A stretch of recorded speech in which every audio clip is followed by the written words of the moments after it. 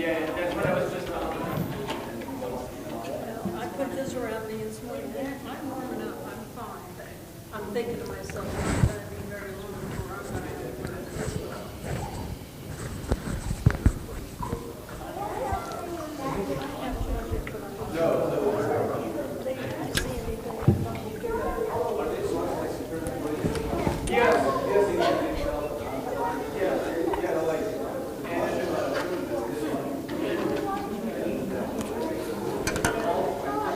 All right, good morning, everyone.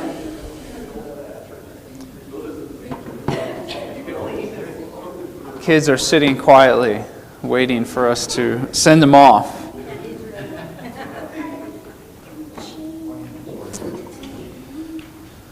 All right, let's open with a word of prayer.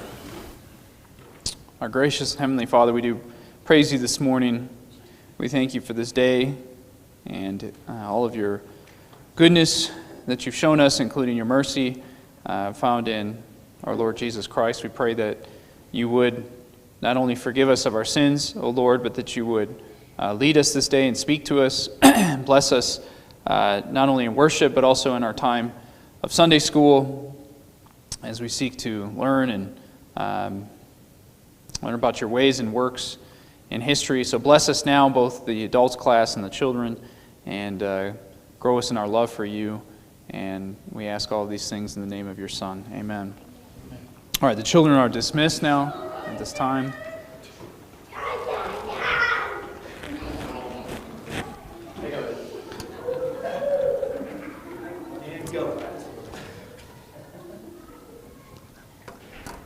Glad they can contain that energy for a minute. Yeah, for prayer. That was good.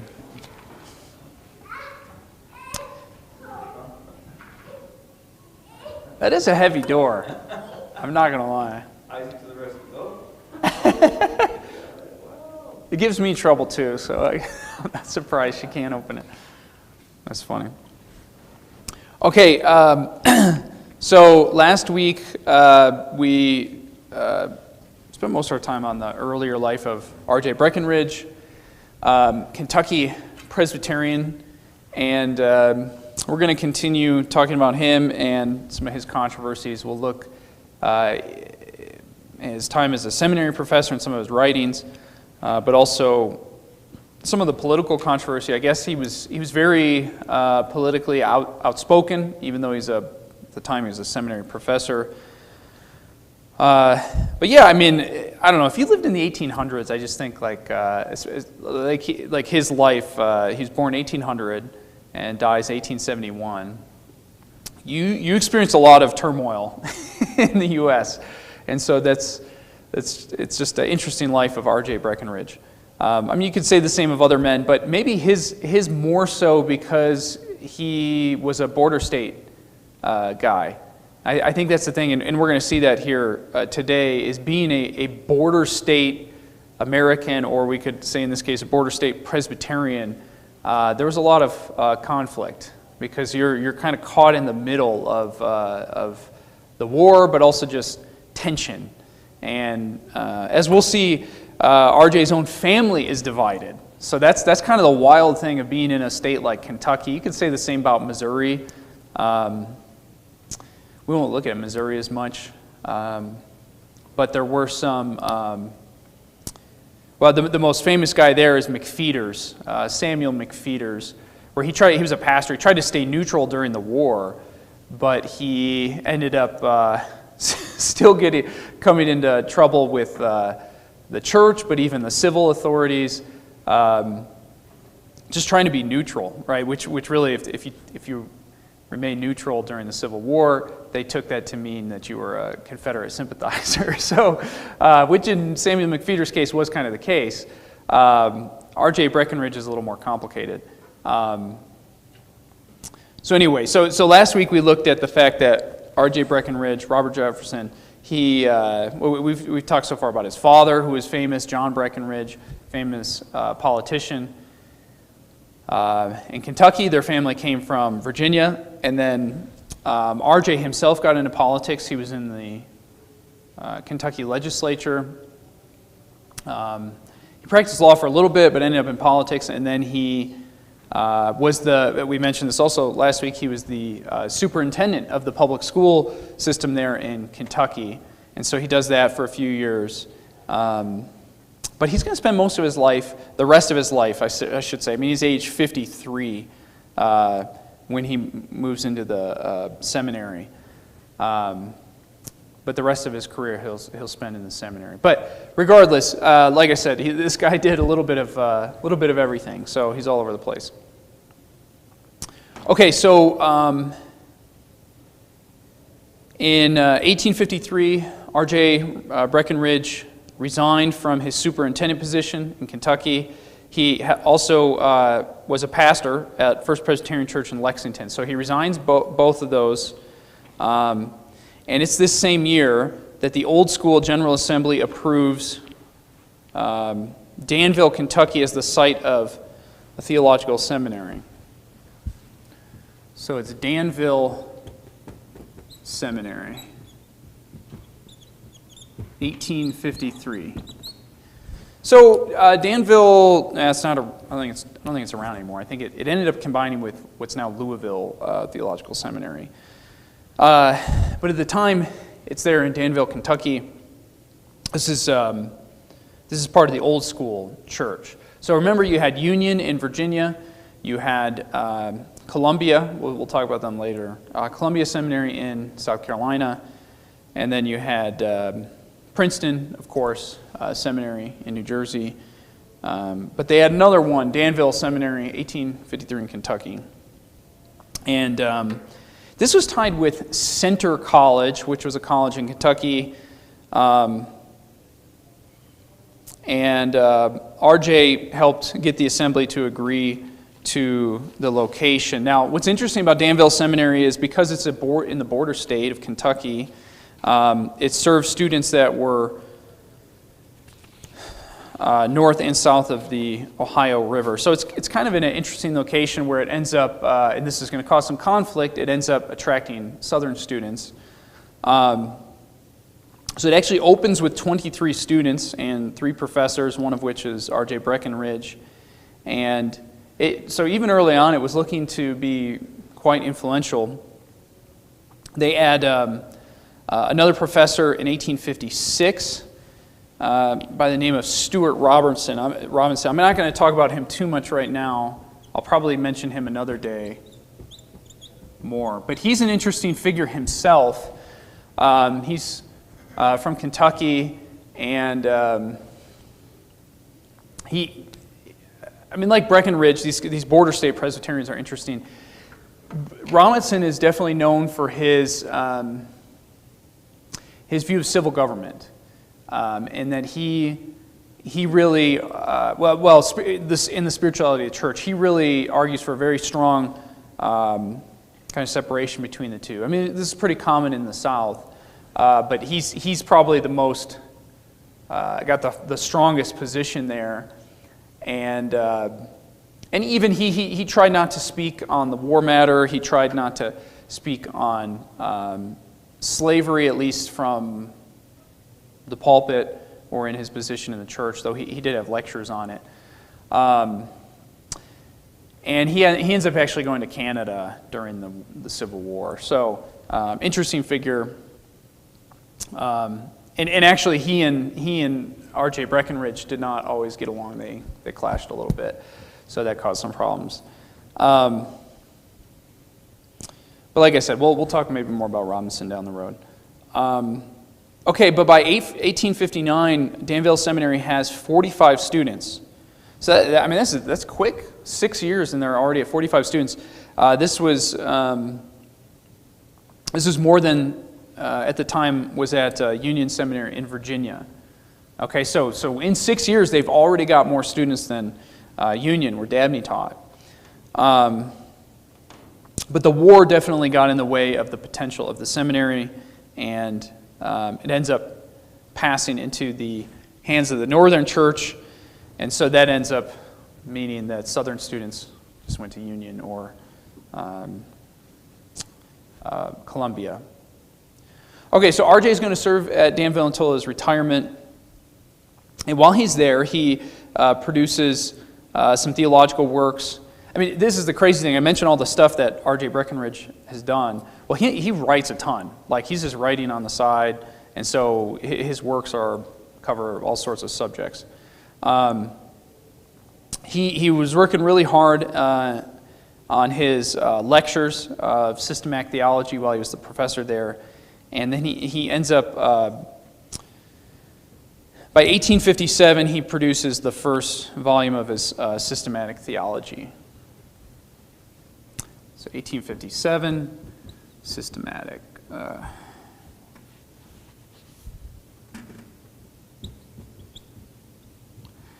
Now, the reason this is important is it's just going to cause some controversy. I don't think his systematic is not particularly well read today.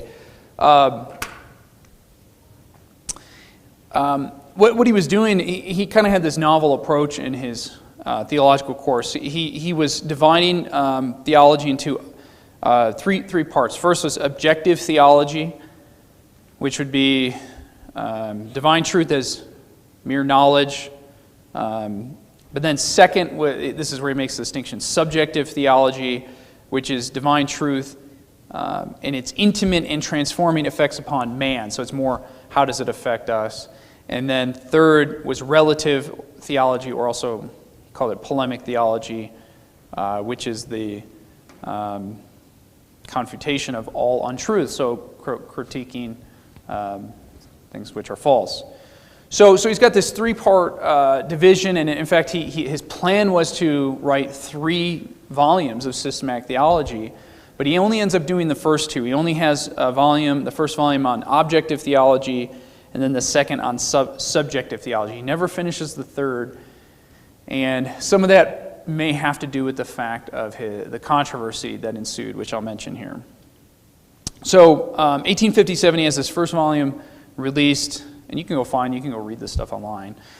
The Knowledge of God Objectively Considered. Of course, it's not really that short of a title, right? It's the Knowledge of God Objectively Considered, being the first part of theology considered as a science of positive truth. Right? It's old titles. You got to have at least a sentence or two. Okay, so James Henley Thornwell, we mentioned him in South Carolina. He was, the leading Presbyterian theologian of the day, and he dies around the Civil War, 1862, I think. He critiques Breckenridge's methodological approach. He doesn't like the objective-subjective distinctions, and yet he overall gives a favorable review of Breckenridge's theology. He differed somewhat over the imputation of Adam's sin. We mentioned that before, which can get kind of into the weeds. But R.J. Breckenridge was trying to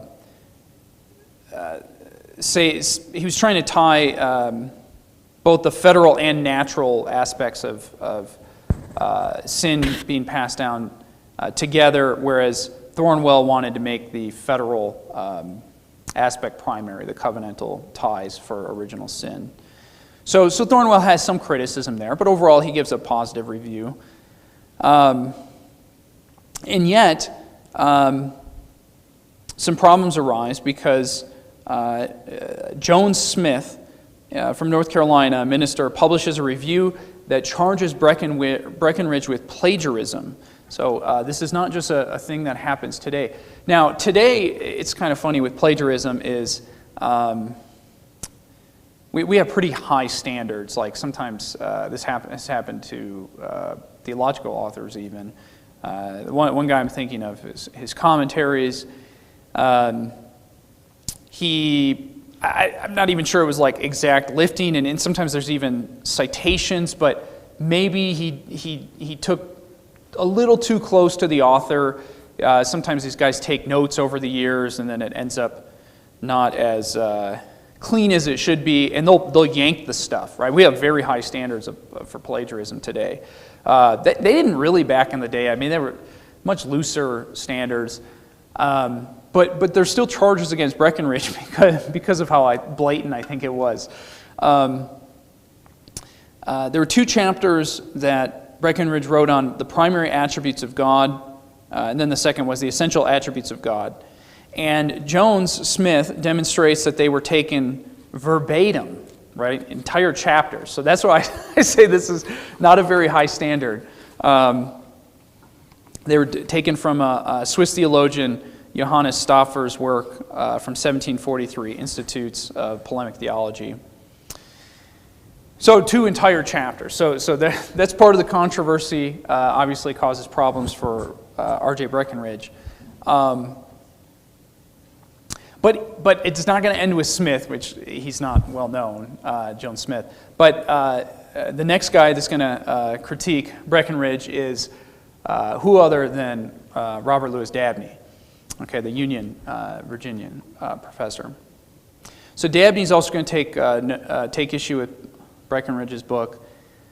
He writes this letter to Moses Drury Hogue. Okay, that's his friend. Hogue, I showed you that picture of Second Pres Richmond. That was beautiful. It had that red door. That's where Moses Drury Hogue pastored. And remember, he's grandson of Moses Hogue, who helped. He was kind of the precursor to Union Seminary. We could call him the father of it in a sense. So anyway, so Dabney writes this letter to his friend Moses Drury Hogue, and he's got some, of course, colorful statements here about the book, Breckenridge's book. He refers to, I guess he's referring to Thornwell's review. So this is bad. He refers to Thornwell's review as a pitiful exhibition of flunkyism, and then of the charge of plagiarism, he says that he found, quote, so little that was worth stealing. Okay, so this is typical Dabney. He referred to Breckenridge's first volume as a preposterous book and a pitiful contribution. Okay, so now very kind words here about R.J. Breckenridge's systematic. Dabney wanted to write a review of the book, and he wanted to publish it in the Princeton Review. And the reason is he said in this letter to Hogue, he said, quote, Princeton hates Breckenridge as fully as he hates them. So he knew there was controversy between Breckenridge and not just Dabney, there was controversy between Breckenridge and Princeton. And yet Charles Hodge refused to publish Dabney's review because he didn't want to be dragged into this dispute. Charles Hodge thought the dispute really was between Union and Danville. The reason I think Princeton probably didn't love Breckenridge is because Breckenridge was one of those ultra old school leaders. And remember, Princeton, though they went with the old school, they were the moderate men. And so they thought, well, here's this hothead Breckenridge, he's an ultra extremist guy. And though we agree with him on a lot of things, they definitely had their concerns. But Dabney doesn't get the review published in the Princeton Review. He has to go elsewhere. But he actually doesn't focus on the plagiarism charge, in part because he says, quote, nothing now can be original in theological discourse. So it's kind of an interesting view, is he's not going to focus on that, theology shouldn't be new, so in one sense you're going to take things that are similar to older writings. Which that gets into a whole issue of, and I think he's right in general in that theology shouldn't be something new. If you're doing something new, you're probably like becoming a heretic, right? And so this is a problem of things like PhD programs in theology, is they can fuel bad theology. But Dabney, of course, was concerned because Breckenridge he shouldn't be modeling plagiarism. He was a seminary professor. But more Dabney focused on the methodological approach of Breckenridge, and he didn't think that Breckenridge consistently utilized these categories of objective and subjective, and essentially he said here, quote, they must mingle themselves in inextricable union in any possible discussion. And so I think that's probably true, is maybe sometimes you could emphasize objective or subjective aspects of theology, but it's really, we don't use that today, I think probably for a reason. It's kind of arbitrary, whatever Breckenridge was trying to do.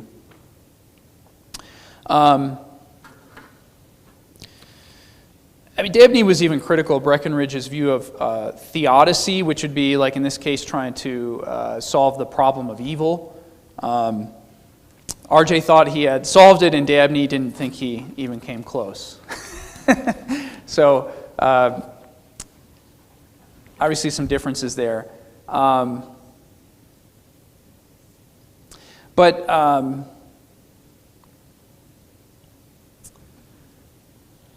Let's see. Go ahead, yeah. Just in terms of like the story, Breckinridge doesn't sound like an academic. He sounds kind of pragmatic and Yeah, that's a good question or thought. It's like he doesn't sound like an academic. I think you're right. Breckinridge is not primarily an academic, but I wouldn't say he's not capable. I mean, the guy's in one sense he's kind of like Dabney. He's a Renaissance man. The guy he's got his hands in everything. He certainly is an author. Whether he's the best theologian or not, I think that's debatable. But I will say, even though Dabney's hard on him, Thornwell praised his book. He wrote a review of both systematic theologies, and though he differed on some things, he had very high evaluation of Breckinridge. So I'm not sure I would say he's not an academic. Maybe he's not. Maybe that wasn't like his. We would maybe think of it this way: he doesn't seem primarily like an academic because he's so capable in other areas. Yeah. Is it influenced by the fact that he's a frontiersman? I mean, let's remember Kentucky was not Princeton, right? Right, It was right. not Richmond. It was Kentucky, which was Wild West. Yeah. Well, that's right. Yeah, I kind of joked to a friend and referred to Breckinridge as Kentucky wild man.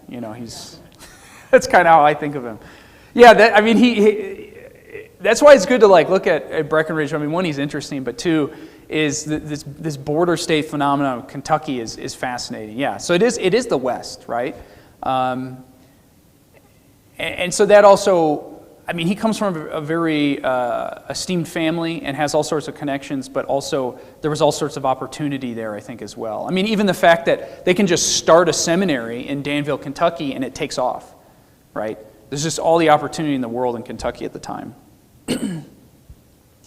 I did want to mention, as far as the context here, we should know that part of the reason Dabney's critical of Breckinridge, I think he has legitimate reasons, but we should try to understand that there is a conflict between Union and Danville, and that Danville's getting all of these students, and Union is concerned. And so Dabney sees, he saw Breckinridge and Danville as a threat. So that's kind of the context there for why he would, I think, hit him so hard on some of these things. And we see that the 1850s, the numbers were pretty, they were looking pretty good for Danville. And Union at times struggled to get students, just the way it was. And partly because there was, you had Columbia, right? You had two big southern seminaries, and then you throw in Danville, and that's kind of a threat to the other ones. I mean, there's limited students for theological training. But Breckinridge does release his second volume, The Knowledge of God Subjectively Considered. He was frustrated, though, and so, like I said, he didn't do the third volume. But even here, Thornwell reviewed that and gave it a positive review. And also Breckinridge felt that, as far as the plagiarism accusation, we should note that was only towards 2 of the chapters. There were 33 other chapters. So, to be fair, it's not like the whole book was ripped off of other people. But it's just kind of the way things work with plagiarism, right? It can undermine the rest of your work. Okay, so that's really all I have to say on his time as a seminary professor, conflict with Robinson, but then really the big thing was controversy over his systematic theology. The next thing I want to move to is tied with the Civil War. Obviously, 1857, the war breaks out in 1861.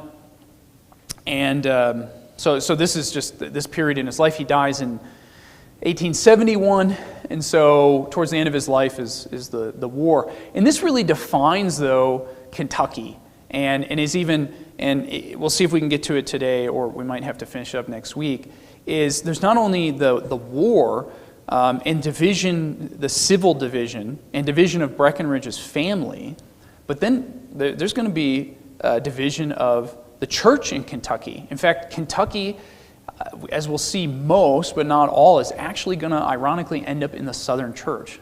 So some of these things don't get entirely defined, like what is Southern is somewhat after the war.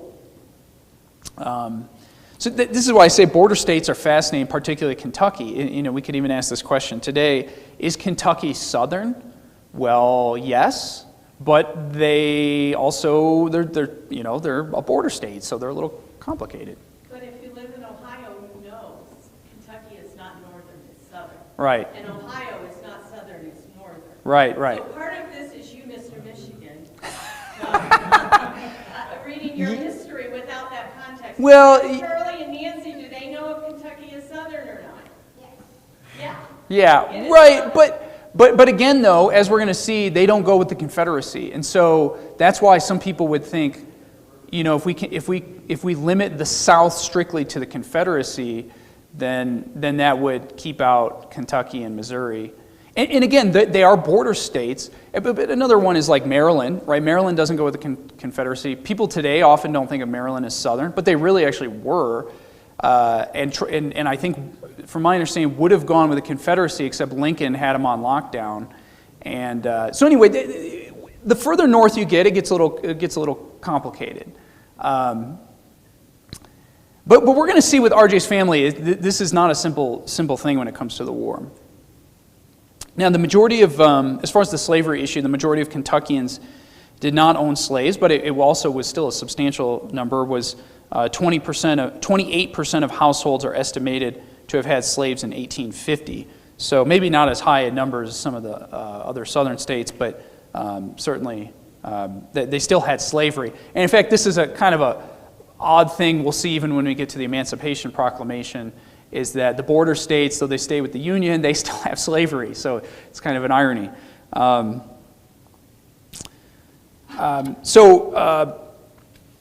Though there was identification with the South, Kentuckians also did take pride in the Union. They wanted to keep the Union together for the most part. And many, though not all, many did not believe that states had a right to secede. So you have the legal question on top of the, I guess, just practical issues. The presidential election of 1860 is interesting because one of the candidates was John C. Breckinridge.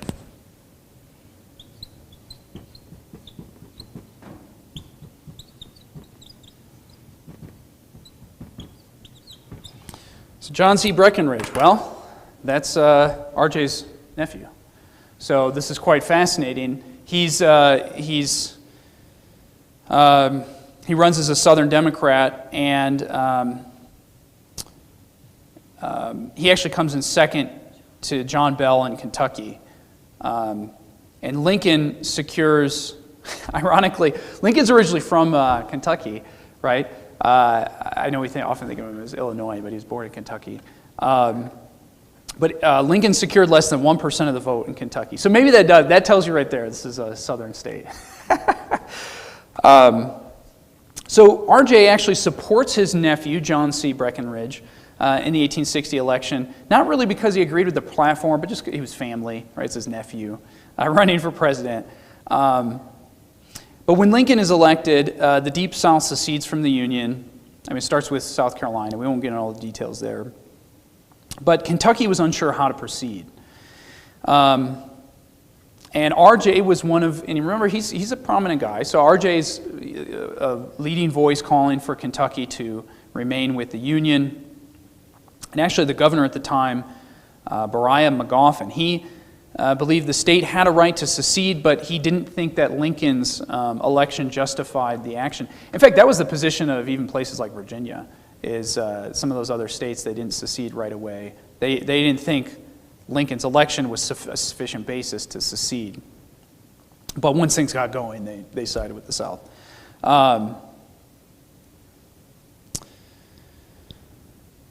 Okay, so in May of 1861, the legislature in Kentucky declared that Kentucky would remain neutral in the conflict. So that's why they were a border state. They want to remain neutral, but that ends up not lasting, and they end up siding with the Union, of course. But some did break off, so this is interesting. Some Kentuckians who supported the Confederacy set up the Confederate state of Kentucky with Bowling Green as its capital. So they're even splitting the state, right? So it's pretty wild. And they were admitted to, that portion of Kentucky was admitted to the Confederacy on December 10th, 1861. RJ was strongly opposed, we can say, to secession. He was kind of critical. This is RJ. He's in some sense he's a moderate, but he's kind of all over the place at times. He was concerned about. He writes this letter to his nephew, who's vice president, John C. Breckinridge, and he writes in reference to the abolition fanatics, but also the slavery fire eaters. Right, so he's critical of both groups, and he definitely was concerned about the rise of the Republican Party, which was Lincoln, and that he said in a letter that it looked like the Republican Party looked like, quote, an organized and fanatical crusade against the institution of slavery. Even though R.J. himself was opposed to slavery, wanted to get rid of it, he still was not an abolitionist. He was very critical of the abolitionists. But R.J. thought that a united South, right? He still had Southern sympathies in the sense of he was pro-South. He liked the South. He thought that a united South and a conservative Northern minority could control the course of the Republic. So he just thought secession was a bad idea. He even argues against its legality. So it's interesting. Here's a quote by him on secession. He said it was a proceeding which begins by tearing to pieces the whole fabric of government, both social and political. It begins by rendering all redress of possible evils utterly impossible under the system that exists, for its very object is to destroy its existence. Well, yeah, I mean, it's the goal of secession is to break up the Union, so that does make sense. He thought that that basically if a state had a constitutional right to secede, then America never had any footing for a national government to exist. So he's not just opposed to the act of secession. He thinks it's like legally impossible and legally wrong, and essentially just doesn't make sense. Here's how he described it. He said, quote, "No state in this union ever had any sovereignty at all independent of and except as they were united states." So he's, to be clear, he's not saying that there's no such thing as states' rights, and he still would affirm the language of the independence of the states, but he's saying they still only existed, and even when they broke off from Britain, right, the Revolution, that they were united as states. Now, I don't agree with his analysis. I don't think it makes sense. I think if they're actually independent states, it means that they actually had independence and agreed to the Union, so that the Union, the Republic, was a voluntary union. Now, the interesting thing about secession is the Constitution doesn't explicitly address it. And so then, I mean, the argument would go, well, the 10th Amendment reserves all rights to the states, and therefore, if it doesn't say you can't do it, then that would be a 10th Amendment right. That's part of the argument for secession, one of them, many. But Breckinridge doesn't buy this. He's taking more of like a national approach to the Union.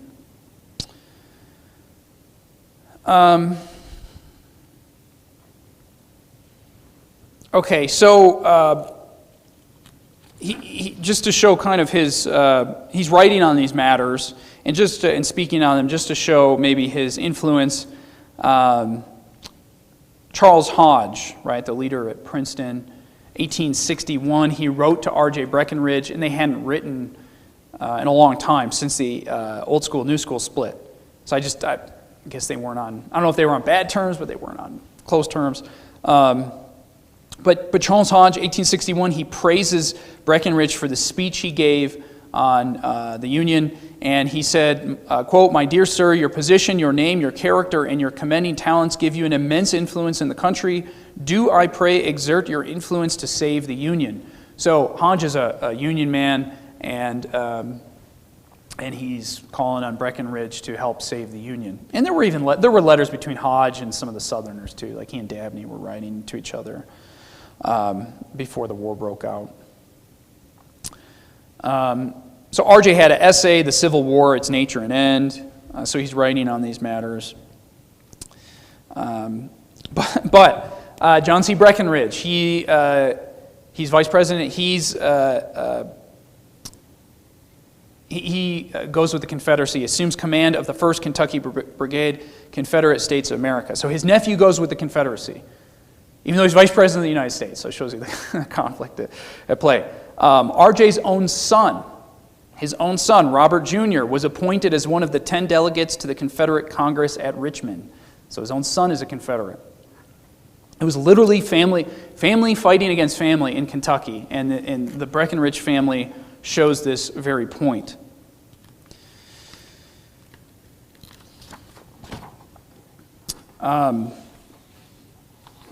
Let's see here. There was more. I want to get into more of the his family situation. Here it is. Okay, so yeah, he had. I mean, because he has sons and sons-in-law. He had a lot of children.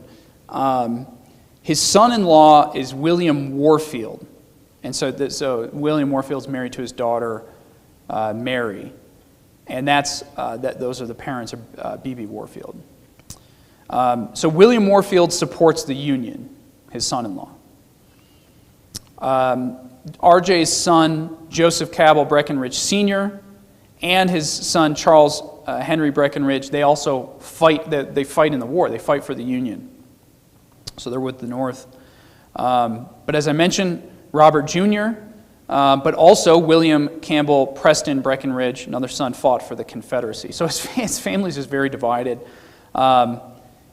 R.J.'s son-in-law, Dr. Theophilus Steele, was captured by the Union in the Battle of Mill Springs in Kentucky in 1862. In fact, the tension was bad enough that his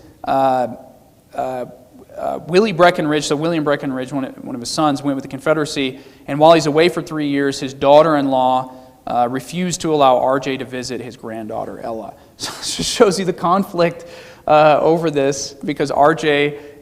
supports the Union very strongly. He's very critical of the Confederacy. Okay, so pretty fascinating. I mean, I can't imagine a war breaking out and your family's dividing on the different sides. It's just, I don't know. It's hard to believe. Okay, 1863. Let's mention this, is the Emancipation Proclamation.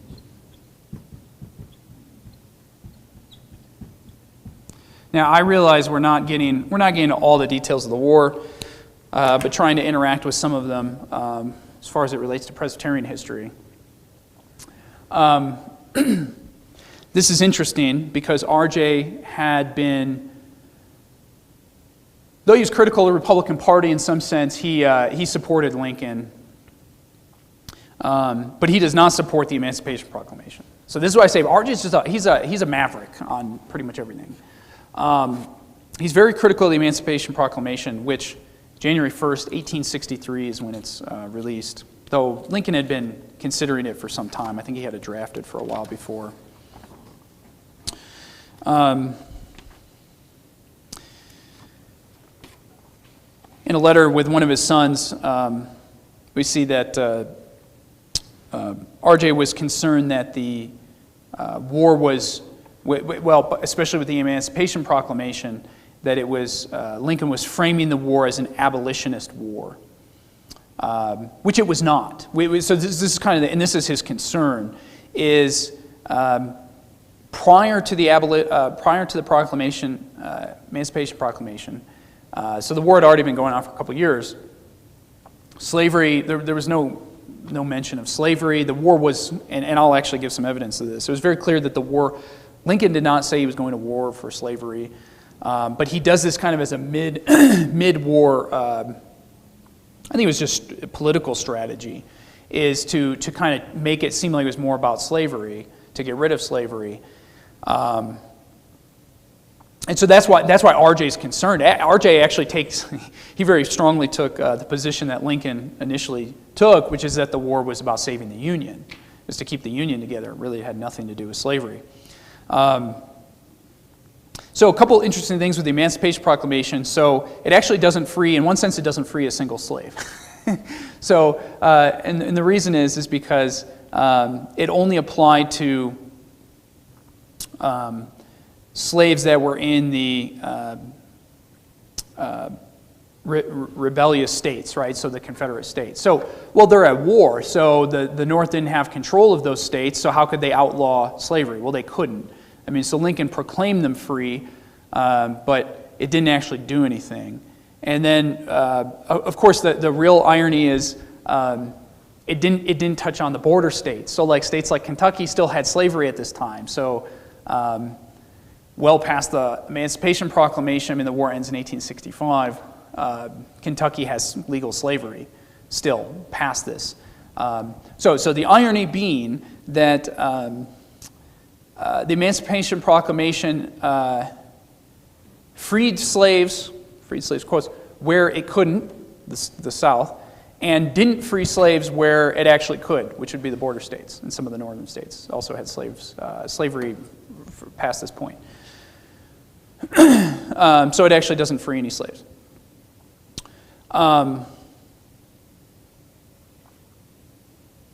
And so, yeah, R.J.'s concerned that the Emancipation Proclamation is shifting the focus of the war. In fact, I think there's a pretty good argument, if you read on this, that the Emancipation Proclamation actually caused a number of problems.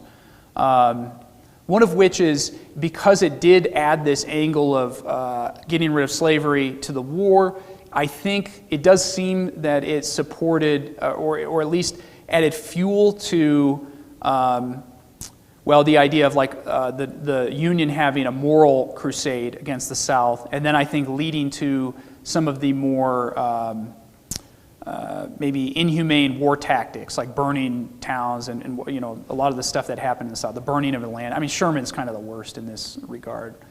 And so a lot of this stuff happened after this point. You could also argue that this helped, though this was illegal, the Emancipation Proclamation. I'll mention that as R.J. thought it was unconstitutional, and it was. And Lincoln even knew it would get struck down in the courts. But it helped get rid of slavery when they passed the 13th Amendment after the war. But the problem is it sets things in motion, and so instead of having any sort of gradual emancipation, you have immediate emancipation when the war ends with the 13th Amendment, but nothing was really set up to help free the slaves. Like, maybe that's not the right way to say it. Nothing was set up to help the freed slaves. So therein lies the concern, is that it actually, like there was a lot of disease. There's a whole book on this by Oxford Press that I saw about sickness and things with the freed slaves because they no longer had access to the medical care on the plantations. They're just off on their own, and the North hadn't set up hospitals and the like for the freed slaves. So a lot of bad things I think happened because of Lincoln's political maneuvers. Okay, so, and I should also note with the Emancipation Proclamation, there was a desertion crisis in the U.S. Army, at least after this. So a lot of soldiers weren't happy about this because they thought that it changed the motivation for the war. And at least 200,000 federal soldiers deserted. 120,000 evaded conscription, and then an estimated 90,000 Northerners fled to Canada. Okay, so a lot of frustration on the part of the Northern Army because of the Emancipation Proclamation. So, yeah, I'm giving you this stuff you probably don't hear, because the Emancipation Proclamation is almost like, the general thing is it's spoken of very positively, and I think there's a lot of, you have to take the whole into account of how things went down. But R.J., like we can at least be clear that R.J. Breckinridge is very critical of this.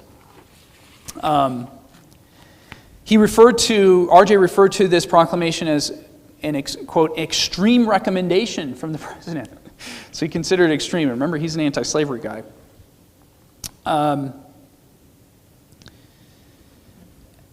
And so part of the background here is that Lincoln had on numerous occasions stated that he had no desire or even ability to abolish slavery in the southern states. In his first inaugural address, March 1861, Lincoln even said he didn't have a problem with, and then basically supported, what was called the Corwin Amendment, which had passed Congress at the time and would have, they were trying to lure the southern states back in with the Corwin Amendment, and it would have prevented the federal government from ever interfering with slavery in the states where it existed. Now, in one sense you could say they were going to have trouble outlawing slavery anyway, but the Corwin Amendment was like going to be even stronger assurance to the southern states. But the southern states still didn't think that was enough, which I think maybe shows you that they had other concerns besides just preserving slavery. Otherwise, why not just go with the Corwin Amendment? But here's an interesting thing. I'm going to write this down up here for you. This is the Crittenden-Johnson Resolutions of 1861. So if you want, you can always look these up more. It was 1861, Crittenden-Johnson Resolutions.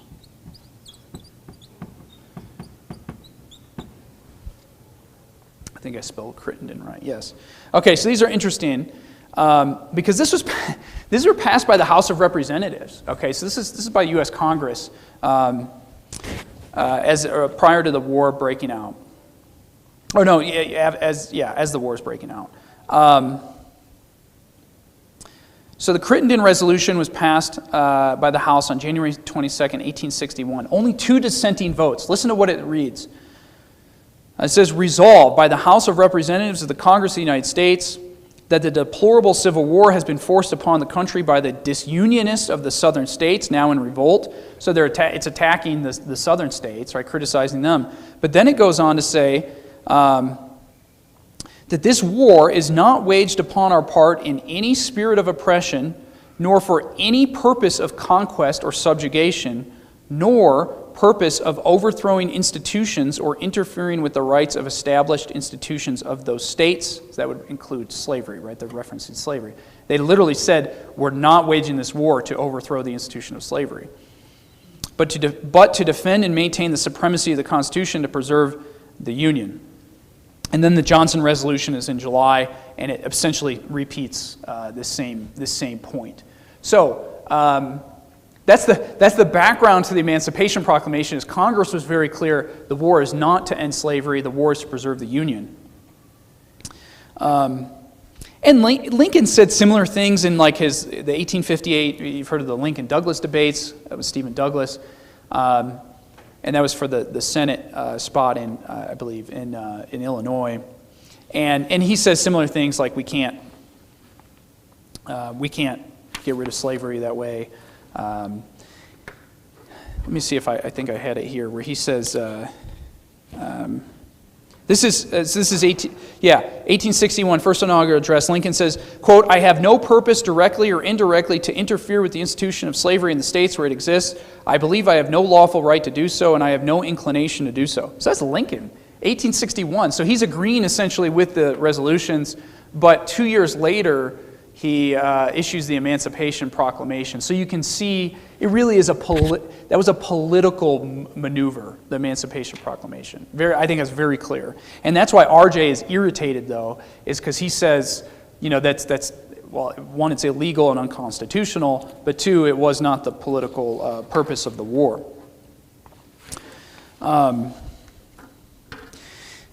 Breckinridge also notes that the issue of slavery, as far as even a political issue, he says it was not about the abolition of slavery in the South, but the concern was over slavery's expansion into the territories.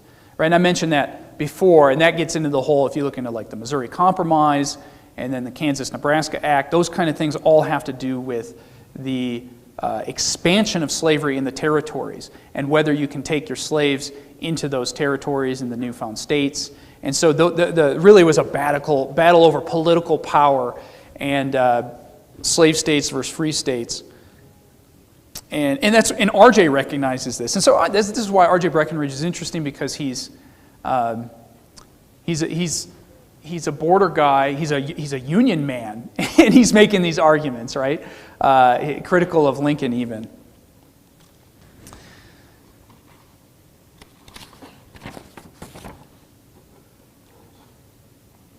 That being said, it does seem as, though R.J. was, and I didn't read you all his quotes and everything, but he was strongly critical of the Emancipation Proclamation. It does seem like he still liked Lincoln after all of this, and so it seems that though he had initial disagreement with the proclamation, he at least seemed to support Lincoln more as time went on. His position moved towards that of Lincoln, and he supports him he supports Lincoln in the 1864 presidential election. So as critical as he was of Abraham Lincoln, for a time he was still a Lincoln supporter and supported the Republican Party.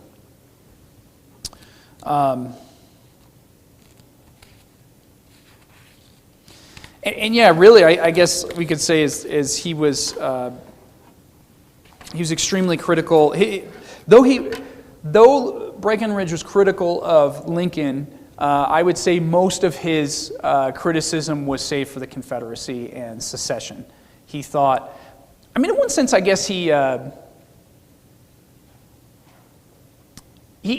one of his big concerns was legality. So he thinks slavery, he thinks right or wrong, he thinks secession's illegal, and that's one of the main reasons he opposes it.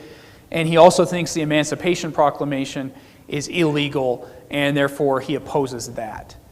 Even though he did want to get rid of slavery, right? He wanted Kentucky to get rid of it. He wanted the U.S. to get rid of it. So, but yeah, that's just kind of an interesting background with Breckinridge, is the fact that he's a very strong pro-Union man, but did have criticisms of Lincoln, which I think just shows, politics in general can be complicated. It's not always, you might support a political party or candidate, but you might have severe disagreements with them at times. Okay, I have one more section. We may finish up with Kentucky next week, and then I want to move into a guy, Daniel Baker, who Baker's interesting because he really helped take the gospel, but also Presbyterianism, to what we would consider the West. But not just Kentucky, but he's going kind of the Southwest, Mississippi and Texas and some of those areas. So we'll touch on that a little bit. Those don't always get a ton of attention. But Baker, really an interesting figure. But at least so you know where we'll go next week, and I'll get into it's not too long, but I'll get into a little bit of the weeds of what happens, is essentially after the war. So Kentucky as a border state is, they side with the Union during the war, but they still had a lot of Southern sympathies. And in fact, after the war, what happens after 1865 is you have Reconstruction, right? Well, part of I think, you eventually have some healing in the U.S. after the Civil War, but I don't think it really comes right away, and that's because the Reconstruction period happens after, where the North is trying to bring some change in the Southern states and also secure the rights, to some extent at least, of the freed slaves. And but it causes a lot of political controversy in that, just controversy in general, and you have essentially Republican rule in the Southern states for a while, and it takes a few years for the Democrat Party to get more organized and eventually defeat the Republicans in election. And once they do, then the South becomes firmly Democratic, and they were that way until, I guess 50 years ago, when there's kind of the swap between Democratic and Republican Party. But when you think the old Democrats, like the Southern Democrats, sometimes people refer to them still today as like blue dog Democrats. They were the conservatives, actually. The Democrats were. They eventually regained power in the South, but Reconstruction, the war plus Reconstruction, there's just devastation in the South. It's just extremely poor, and their economy was definitely heavily dependent on agricultural, and so the slaves were worth tons of money. I saw the calculation as like the loss of the slaves because they were freed. It was like by modern standards, it's like in the trillions of dollars that they lost, their economy lost. So it was just a huge economic shift. And then a lot of those freed slaves ended up hired back on as workers, which in some ways was kind of worse for them. So even it was just really bad for everybody in the South for a long time. You have but after the Reconstruction period finishes in the 1870s, things start to slowly improve in the South. But of course, there's still a lot of bitterness there. And in Kentucky, because they didn't have the devastation of the South, but because they had some of their ties, just Southern culture and politics and whatnot, they end up, and they don't like the Kentucky Presbyterians for the most part, not all, but they didn't like the condemnations of the South, right? And that's what they get irritated over, and they end up, or even just the fact that there's these political pronouncements by the Northern Church that causes the split in Kentucky, where most of the Kentucky Presbyterians, their synods and presbyteries leave, and they go join the Southern Church. So it's just kind of an irony, or at least interesting fact, is that though a border state siding with the Union in the war, Kentucky, for the most part, ends up going south when it comes to the church. So anyway, just to wrap up, any thoughts or questions there before we close? Go ahead, Charlie. Did England manage to get rid of slavery? I don't recall a civil war. 1833, I think. Well, they first end the slave trade, and that's like William Wilberforce. Yeah. England, well, it had more to do with their territories and the like. So rather than in England, so that would, the U.S. being former colonies. This is one of the things, and I think this is one of the reasons you can criticize maybe everybody in America, the fact that it came to war, is that everywhere else in the West was able to end slavery peacefully. One thing Britain did that the U.S. would not entertain was compensation for slave masters. And that was just not on the table for the most part in the U.S. And I think that could have been done probably. I mean, we're all in the hypothetical here, but at least could have been on the table as a way to making it happen peacefully. And that's how Britain got it done. Of course, there's also examples of like Haiti, where there's like a slave rebellion.